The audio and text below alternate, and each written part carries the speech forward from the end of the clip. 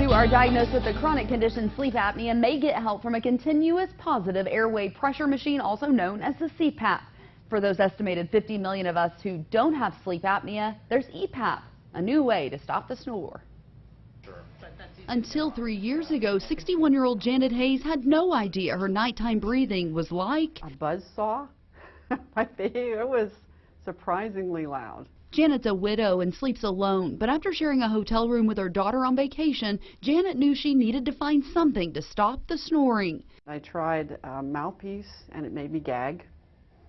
And I tried the CPAP machine and it leaked. Then open your mouth as wide as you can. I'm just going to touch very gently. Janet does not have sleep apnea. She searched online for snoring solutions and found Theravit. It's a disposable adhesive strip that covers the nose and has a one-way valve system. It allows the patient to breathe in freely, but when they breathe out, the valves close, generating extra air pressure back in the breathing passage. This is EPAP, or expiratory positive airway pressure.